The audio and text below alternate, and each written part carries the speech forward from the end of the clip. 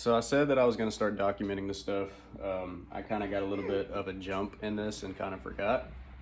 Um, so I'm not really too worried about showing y'all how to take the bumper off because there is more than enough tutorials for the S550 Mustang platform. I'm taking that out. So I'm going to jump straight into doing the RGBs for the headlights. So these specific ones, believe it or not, ordered them off Amazon. They're actually great quality for what they are. Don't ask me the brand because I don't remember. It's some Chinese brand, to be straight.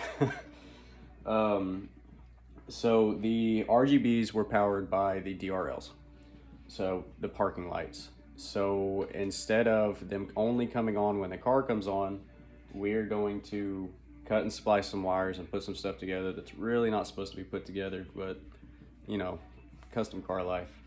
So now what we're gonna do is we're gonna go ahead and figure out which wire is the DRL wire. And what we're gonna do is turn the parking lights on and hit everything with a test light. And that should be able to identify which one is gonna be the parking light.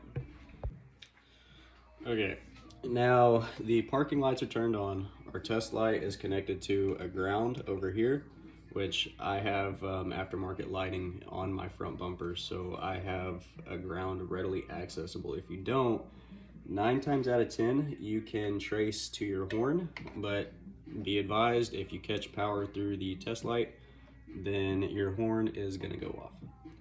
So now we're just gonna go ahead and test and see. Once the test light lights up,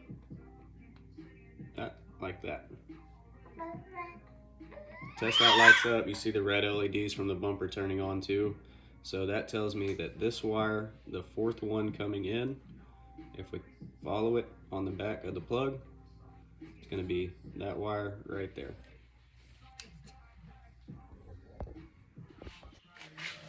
Okay, so now that you've identified the DRL wire, which one is going to be your hot wire for it, which is this one right here. Because we are going to wire it to a switch, which I already have a switch installed from a previous set of headlights that were in this before. You're going to cut back the, the wire loom. This factory wire loom is from Ford, is actually really good quality stuff. So make sure that you don't cut any wires that are inside it. So once we get enough peeled back, which is just really sticky now, once we get enough peeled back, make sure you don't lose which wire is which.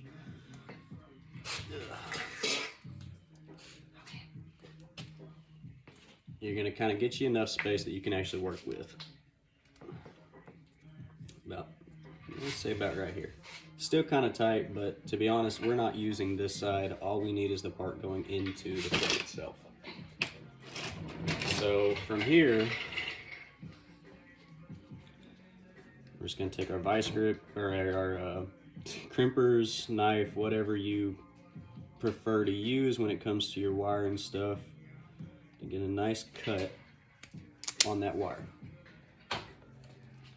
And go ahead and strip a little bit back too. Just like that.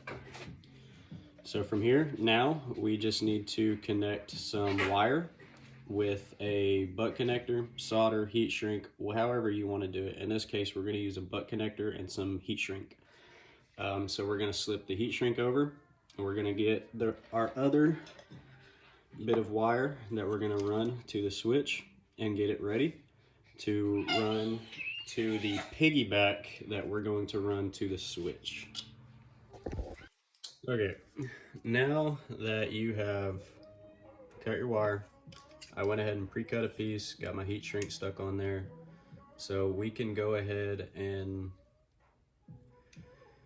crimp our butt connector and put everything together.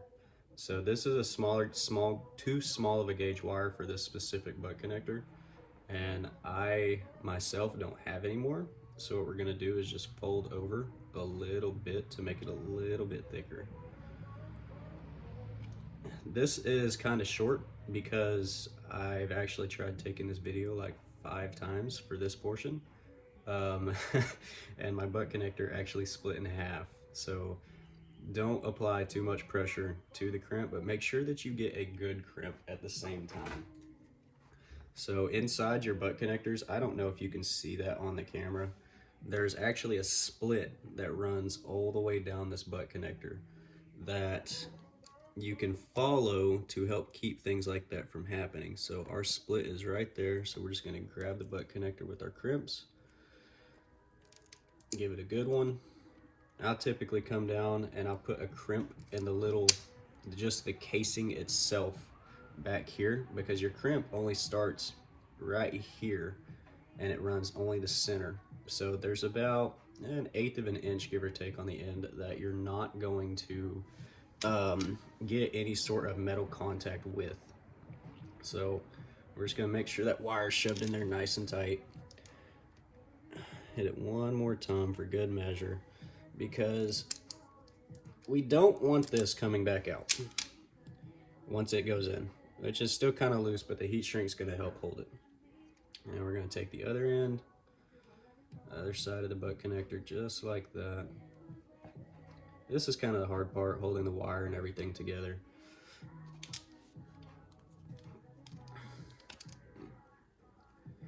Just kind of work it up. Make sure your wire's in. Give her a crimp.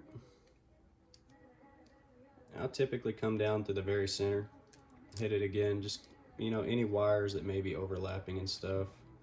Instead, I'll come back and I'll flatten out your little piece right there, just to kind of give a little bit of extra hold, give a little bit of a tug test. Everything is connected.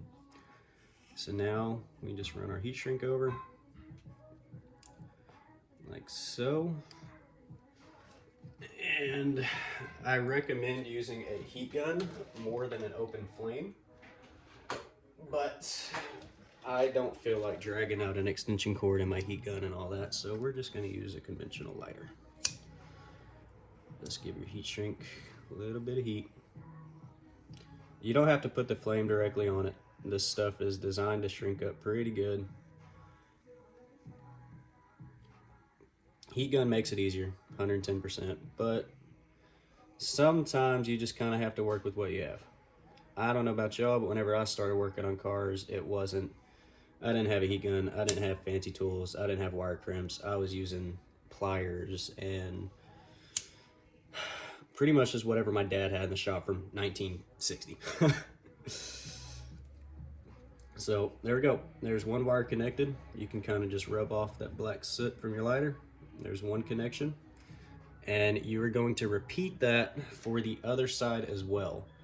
Now, whenever that side gets done and they both come together to one wire, that goes to the switch, and the switch goes to an external fuse box that I have mounted where all of my air ride stuff in the trunk is mounted as well.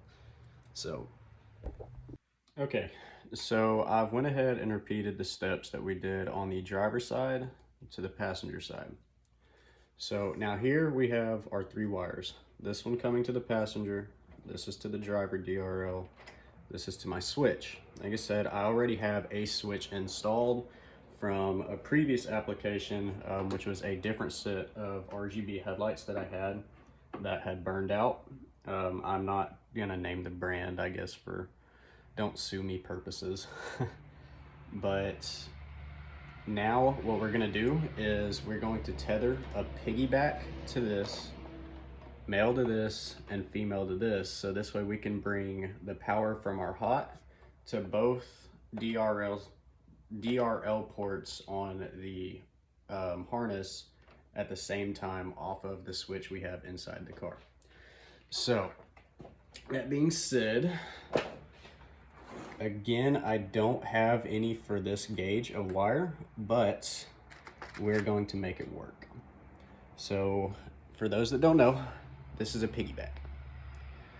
You have a spot where you can put a male connector and a spot for a female connector, plus whatever the original wire was. This is a proper yet improper way of doing it. I know a lot of guys, they don't like using things like this. They don't like using butt connectors. They swear by solder, heat shrink, you know.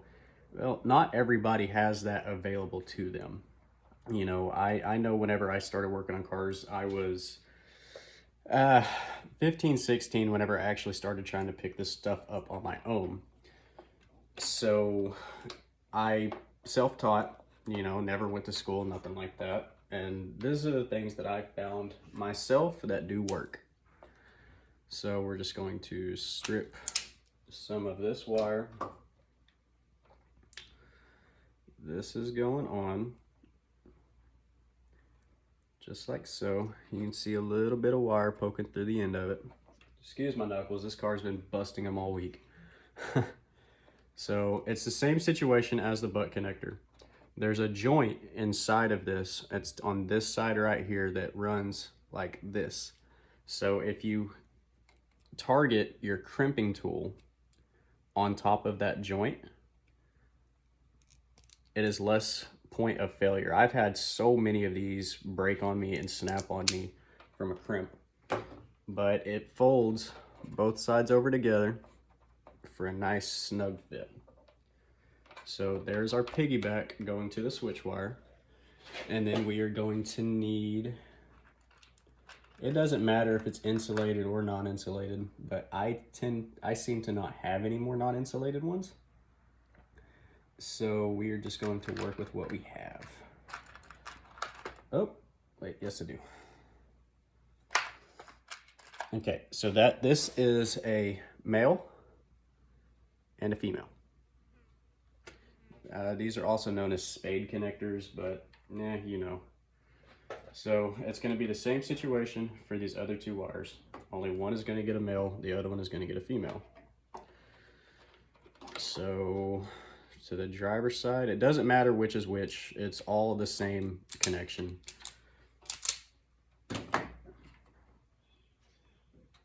Just like that.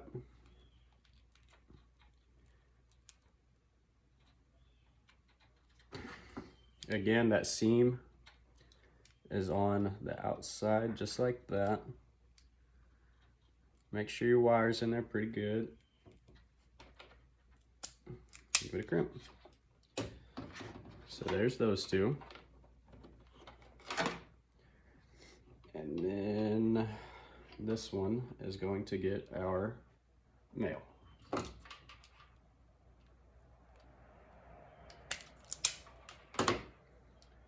For people that might ask, you can get this specific tool at Walmart, Amazon, just about anywhere. Literally just type in wire crimping tool. There's so many different types out there. This is one of my favorite kinds. I think this is, to be straight, a Hyper Tough brand from Walmart. And it works just as well as any name brand one that I have used. I have a DeWalt one over there, etc., etc. Okay, so this one we can use heat shrink if we want to. I don't recommend using electrical tape for a lot of applications in your car, but this right here is going to give me the option to come back and unplug this, see there ever be a case. So now you just go ahead, start connecting all 3 points of contact, like that, and like that. Oh, let's flip that over. Yeah, like that.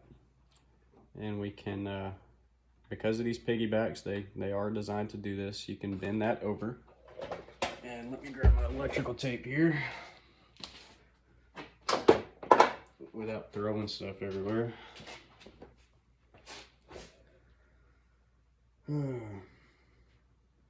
Almost all electrical tape is in. I'm sorry for guys out there that swear by a brand. All electrical tape is the same. I think the only one that I've ever been like, oh wow, this stuff is real nice to use, was Scotch brand electrical tape. And just come through, make sure it's a good connection. So where this is all gonna get tucked away, it's not really gonna see any water or anything like that. It's not, I don't have to worry about, you know, anything tugging on it. Nothing's going to move it. It's not going to get too hot where it's at. So for the S550 Mustang, a lot of the wires I tuck personally underneath the radiator cover, the little plastic piece around your latch. Okay, so there we go. Got a pretty decent connection. I know it doesn't look the best, but nobody is ever going to see this realistically. At least they shouldn't. If they do, then they're taking stuff apart and they're looking way too hard at my car. So this car is a show car build more than anything. It will have performance applications. I have a Roush intake actually on the way. And someday, you know, well, we all dreaming of being one of those boosted boys. It'll get that Hellion kit. But 2 kids and stuff like that, it's kind of hard. Anyway, so our wires are connected. Now what we're gonna do is come back and we're gonna plug the pigtails back into the back of the headlights. And since they're connected to the DRLs, it should just be a matter of flicking the switch and both of them turn on. If not, then we have a problem.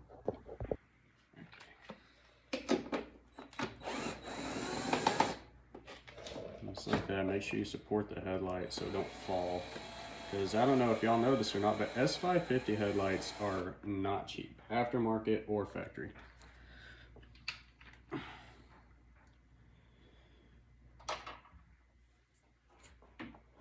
Just like that. We're going to grab wherever it went. The main plug goes right onto the back. Make sure all your wires are good because, you know, we just added a bunch. We're just going to slip this back up for the time being. Just kind of put it in place. So this way we can go ahead and test one light. Because if one's working, my guess is the other one is going to be working. So let me go ahead and hit the switch.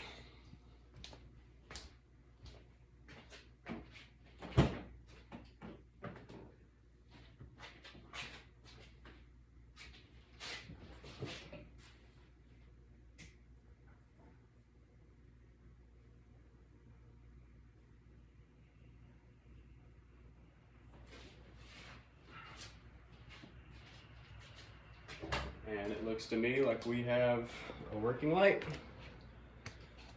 So now we're going to turn around and do the same to the passenger side. Just go ahead and pull it back out, plug everything up. We're gonna give everything a test. And yeah, we should be done after that. So that is how you splice in a switch to anything, just about. That is a universal technique to do it for RGBs, do it for LED strips. I actually have cooling fans for my air compressors for the air ride. Everything like that is on a toggle switch. Having the ability to turn things off and on at your command instead of the car doing it for you really has its perks sometimes. You know, like now I pull up to a meet or a show, those lights, they aren't on. I go ahead and air out on everybody, flick that switch on, it'll do its cool little thing, and yeah, we call it a day. So if you like the video, I apologize, this is my first one ever doing anything like this. Like, comment, subscribe, whatever. Understand that we will be doing more stuff. I have that trunk setup is about to come out, and we're gonna put a waterfall in the back of this car. Between my vehicle, customers' vehicles, my fiance's, motorcycles, trucks, lawnmowers for all I care, I'm going to start trying to video them and give walkthrough tutorials over things that I know, things that I'm learning, and things that might also help you guys too. So again, if you want, like, comment, subscribe. You know, the more, if this actually grows and takes off, then quite possibly, I can start going over to friends' houses, friends' shops, you know, get the entire car club involved. So anyway, thanks guys. Hope y'all enjoyed.